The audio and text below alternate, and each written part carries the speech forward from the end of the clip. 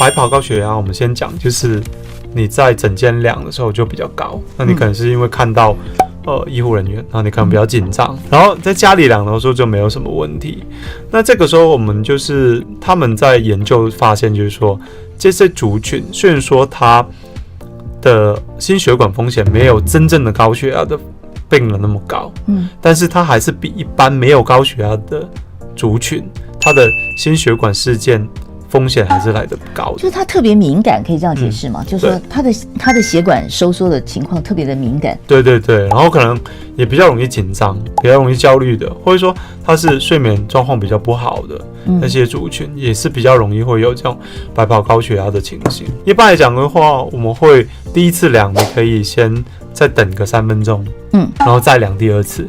很多人其实量个第二次、第三次，它就慢慢降下来。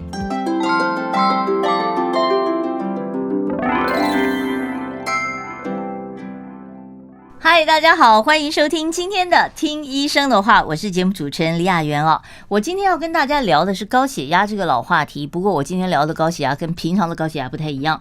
我们要谈的是隐藏性高血压，还有白袍性高血压。为大家邀请到的是台北国泰综合医院心血管中心心脏内科的郭志东郭医师到我们节目中来。郭医师好。雅媛姐好，各位听众朋友大家好。郭医师，那个台湾的高血压盛行率有多高啊？其实就是说，如果从成年人来讲，就是从18岁到无限100岁，对，之后的一个平均来讲啦，一般通常是在25%，就是说4个里面有一个，4个就有一个成年人，对，而且我们有一点就是那个年轻化的趋势。对，年轻化的趋势就是说，我们可能以为就是30岁以上，就是18岁到30岁中间，其实有5%的人有。但我们有时候不知道，18到30岁就已经有高血压了。对，我上个礼拜有个门诊的，他说，21岁，21岁高血压，21岁，对，当然他就是身形比较壮硕一点，然后可能就是体重过重，可能就有吃宵夜习惯啊什么的。有没有所谓先天性高血压？先天性的高血压，通常如果真的是很年轻来的，比如就是你看起来瘦瘦的还是什么的，也没有遇到就是说甚至乎家里的人也没有的话，我们会查一下其他的问题，比如说有些人是什么甲状腺有问题什么那个肾上腺有异常，那些都是所谓的次发性的。那次发性这种就是占所有高血压里面大概就5%。其实95% 的高血压就是原发性的高血压，对，原发性的高血压，对，原发性高血压。那这个其中这样看起来的话，很多人你说21岁，他怎么会想到自己高血压呢？因为比如说现在有些人是他如果没有上大学，他可能被征召当兵，怎么一量哇180这样子，然后就过来就是说就确认一下就是那个血压是怎么样。那另外的话就是可能他们有一些身体检查。对，就是给那些成年人还是什么的，然后他们去做或入职的时候，然后他们就会知道说，体检就发现说血压怎么那么高。其实大学生你在入学的时候，你刚考上大学也是要体检了。对。那我就想问一下那可是问题是你一次高，你就能够做出高血压的诊断吗？尤其是这种在学校量一次，或到体检到医院量一次，那会不会是所谓的白袍性高血压呀？这其实我们通常要量血压的话，就是如果是很随机的，你量出来是大于180，我们不会立马就判你说你有高血压。那这个现象叫血压偏高。你确实是有血压偏高的问题。那我们要确诊就确诊要怎么做呢？你一定要在一个比较安静的环境，然后休息5分钟，然后要坐姿。然后去测量血压，那量的血压的部分，这样不能用手腕的，要用手臂的，这样子去量。那一般来讲，我们会有个叫722啦，就是说你要量一个礼拜，量7天，对，量7天。那早晚2次，2次，对。那就是每一次你要量2次，就是早上1次，晚上1次。然后那这个量2次，我是先量左手，再量右手，还是说我就是右手量2次？或左手量2次，其实都可以。不过通常我们如果以前没有量那个血压的习惯，我们通常会先跟病人说，或者说就是说你要左边右边你都量一下。就是我们左右血压会不一样吗？我有时候在家量，我会发现会有差。有些人的惯用手会说他的血管可能比较粗还是怎么样的，那他确实是，特别是左手比较低，右手比较高，或者说相反，有些人是左手比较高，右手比较低。那以后我们就是固定用那一手，惯用手的，我们用测高不测低的。测高那就是惯用手的嘛。对对对，或者是说你量出来，第一次就是左手比较高，那你以后经常性的就是左手比较高，你就量左手。对，你不要量右手，因为你可能会我们说 miss 掉，就是会忽略掉这样。而且你的标准值一直在浮动也不好嘛，对不对？什么叫隐藏性高血压？隐藏性高血压在那个门诊真的有这个名词吗？对，门诊的时候其实算是蛮常见，而且很难被识别出来。就是说，它在我们量血压的时候，在诊间量它都正常，但反而是在家里的时候，他自己量就高起来。那跟白袍是刚好相反。对，没错，而且它更难被诊断出来，因为什么？因为有一些病人他们在诊间量的时候都很正常，但是呢，我们可能经验多一点的时候，就觉得怎么怪怪的？就是你为什么会觉得说这个人量都正常，你为什么会觉得他怪？对对对，那我们会通常第一次来门诊，或者说依我的习惯，可能如果就算什么都没有问题的病人，我可能1-2年都会帮他做个这样超音波，然后心电图 X 光，我就看说，你怎么会那个心电图那一边的那个振幅呢变大，然后心脏有点扩大的感觉，然后那个照超音波已经有点那个舒张功能的异常，就是说，心脏本来是要鼓起来的嘛，就是怎么会很胀，然后我们就是反正就是跟以前不一样。就尤其是他第一次来，所以你是从心脏猜出他的血压可能有问题。对，我们会猜着。当然有一些人就是说，莫名其妙怎么会中风啊？或者说有疑似中风那种感觉。那我们都会有一些平常你一个不是我们一定是高血压的病人才会有的一些症状，然后但你却测量没有正常，那我们就会跟他讲说，你不要回去家里。什么叫做高血压才会有的症状？举个例子。对，有一些人啊，他那个血压，比如说脸会潮红，对，然后整个就是常会，比如说头晕，或者说有一些头痛的状况，但是呢，很常见嘛。对，很常见，但是呢。其实这些族群有可能它是有隐藏性，它不一定100%是一定是血压引起的，但是你有这个状况的时候，你可以试着去量一下血压。当然，你说你头痛的时候，当下去量血压，当然会稍微高一点，是没有问题，因为痛造成的。对，痛造成的。但是如果你经常头痛，然后你在没有痛的状况之下，你在家里量的时候，你还是高，那这个时候你真的要稍微注意。甚至有一些病人，他是比如说有肥胖的问题，然后平常是重口味，有是甚至有糖尿病，你就会预期就是说，他血压应该会是比较高的，或者说肾脏功能开始已经不好，要么肾脏不好的时候，它就会诱发一些荷尔蒙的肾素的分泌，然后它就会血管收缩，怎么会你血压就没有高？这个时候就是希望就是说在家里叫我们量一下，就真的要好好的在家量了。对。所以我们其实看你们的病历记录，我们是以家里的测量为主嘛，对不对？不是以医院的测量为主嘛。对。好，那您刚才讲的这种隐藏性高血压，那白袍症呢？白袍症是不是就真的没关系了？不是，我只到医院不是。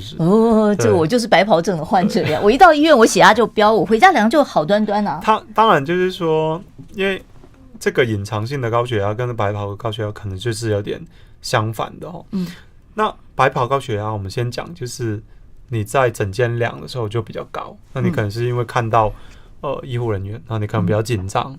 好，那可我没看到医护人员，我也紧张啊，我也高啊。对，然后在家里量的时候就没有什么问题。那这个时候我们就是他们在研究发现，就是说这些族群虽然说他的心血管风险没有真正的高血压的病人那么高，但是它还是比一般没有高血压的族群，它的心血管事件风险还是来得高的。就是它特别敏感，可以这样解释吗？就是说它的血管收缩的情况特别的敏感。对对对，然后可能也比较容易紧张，比较容易焦虑的，或者说他是睡眠状况比较不好的那些族群，也是比较容易会有这种白袍高血压的情形。对，你知道这个事情，我就觉得我很冤枉。你说我一个礼拜要跟4位医师见面，固定的，我看到医生我根本不紧张，但是我就很奇怪，我只一到医院我就白袍，我就高血压。但有些人是因为他可能真的没办法坐着5分钟休息够，然后去量。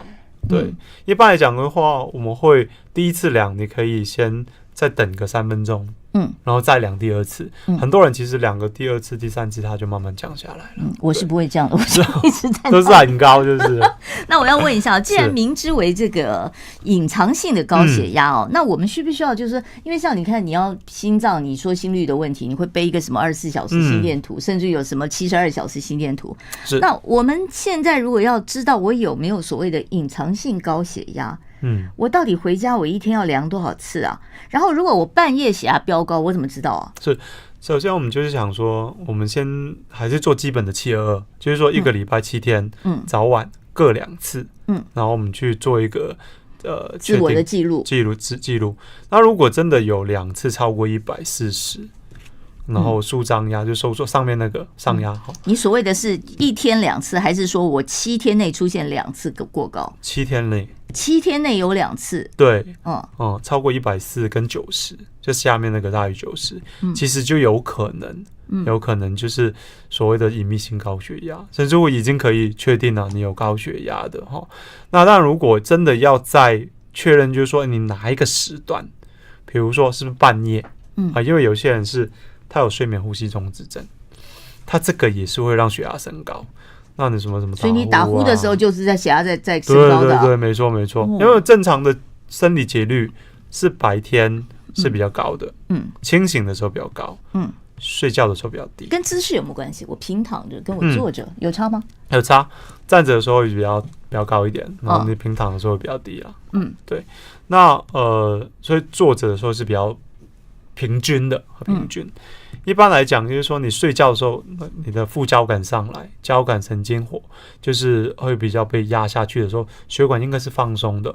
但是因为你有呼吸中止症，那你一直处在一种窒息的氧不够的这个状况，对，然后二氧化碳堆积，然后你就突然深吸一口气，那你的那个睡眠的那个品质越来越差，然后还有就是血管它会让那个交感神经活化，那这个时候血压就上来。那我们怎么样去做确定？其实也有所谓的24小时血压计啦。真的有24小时血压计啊？它是装在我们的手腕那边的。那我戴个智慧型手表行不行？现在好像还没有一个我们所谓的很吻合的装置。我们当然希望就是说以后可以监测出血压。我们还是以医疗器材的为主。那它可以15分钟帮你量一次。对，那你也不用就是说起来半夜然后去量血压，然后去看你有没有高，因为你这样子清醒你一定会高嘛。这种设备是医院会提供，对不对？会提供，它健保也有给付的。对，所以你就戴多久？戴1天。你只要戴1天就好了。对。好，所以这个是有必要的吗？我需要知道我一天什么时候血压会高起来吗？其实对我们来讲临床实务来说，只要你量30天，好，那早晚2次，各2次。如果你真的有经常大于140-90，其实你就是要吃药了，你就是得吃药，你不能够再抗拒了。对。好，那另外刚才您也提到了，就是说，你们可以从心脏的状况来猜这个人有没有隐藏性高血压。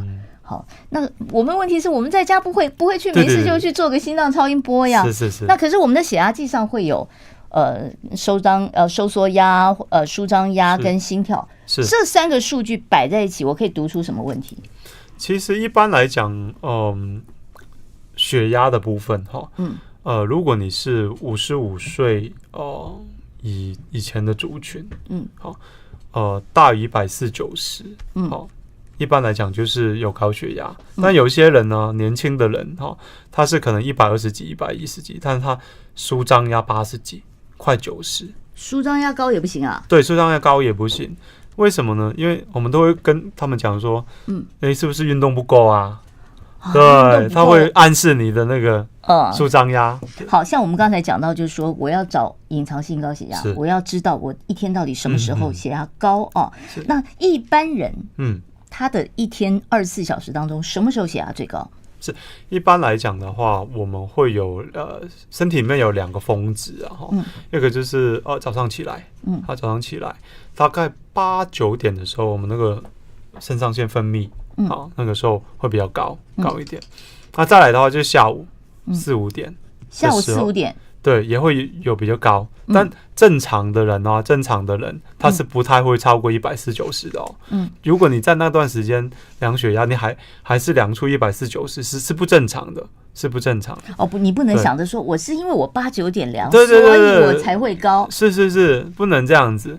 那有一些人除了这2个峰值以外，其实在清晨的时候，因为我们本来入睡以后，可能我们正常的血压就是170，好，但是呢，在清晨，就是例如说凌晨1、2点，还有大概4、5点的时候，它还是会高一点，它会有一个突然会拉扯高一些，而且这种高的状况啊，是特别在老人家的时候可能会更明显。所以为什么有些人中风就在那段时间？所以你说凌晨1点钟到2点钟那段时间，那是半夜，那你等于一睡在床上中风啊？对，你不知道，然后就过了那个什么黄金3小时啊，然后取栓也不行啊，那不会醒过来吗？他中风，他可能会有点不舒服了，但是因为我们是在要算那个4小时啊，那个黄金怎么3小时？它是你要取栓呢？对，是看你最正常的那段时间，你就10点睡觉，那你可能正常就在10点，那你隔天早上才发现你中风已经过了很久很久，所以是连抢救都来不及。对，就变成就是说他的神经对预后就很差。所以这个睡眠中发生中风，那有可能睡眠中心梗吗？也是有可能的，也是有可能，因为血压的上来。对，好，这个听起来还蛮恐怖的哦。那另外我就要问一下了，您刚才讲到就是我们讲3个数字嘛，高血压、低血压跟心跳，是这3个数字，我们还可以读出什么问题？那先看上面的那个收缩压好了。那我们120是正常，那120到121到139就是前期了。前期。那有些人其实在比如说美国，针对那种130的病的人，其实吃不吃药？要吃药，因为如果你是有合并糖尿病，还有肾脏功能不好，有蛋白尿的话，那就是要吃药了，就是要吃药。那如果你只是单纯的只有血压高，对，那就是140以上。140才要吃药。那我们如果跳到160了，那就可能是所谓的第2期了。那个是比较危险哦。你一开始就要使用2种药了，2种高血压的药，或者说用复方的，就是一颗药里面有2种成分的。那如果到180以上，我们可能就是到急症跟危症了，就是有可能会伤害到我们的器官。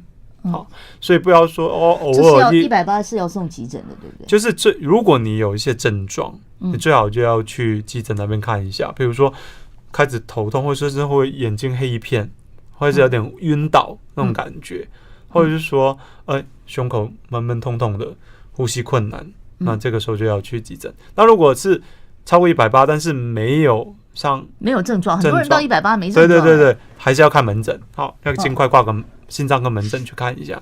好。那舒张的部分就是舒张压的部分，就要过高跟过低了。一般来讲，过高的话，比如说85、90，通常我会问病人说：“你是不是没有运动习惯？”那一般来讲，就是舒张压过高的族群，就是年轻族群，你有没有运动，看那个就知道了。那55岁以上的呢？欧巴桑，像我这样的欧巴桑呢？因为55岁以后，他那个血管开始硬化，那就会越来越低。那有些人说：“我以前那个舒张压就是都80几、90，最近这1、2年就70几啊，是不是血压控制的比较好？”结果一看那个收缩压就140、150啊，那就150，然后70，那这样讲起来，那你那个脉压差一定越拉越大呀。对，对不对？它也是暗示着我们的血管硬化越来越厉害。那有一些人会问我说，我收缩压不行，那我舒张压 OK， 那可不可以不冲吃药？这不行的，我们还是要以哪一个高就要处理哪一个。所以你给我们吃的像这种高血压的药，它是会压高血压，但它会不会也压低血压？会不会两个一起压下来？收缩压跟舒张压都会降下来。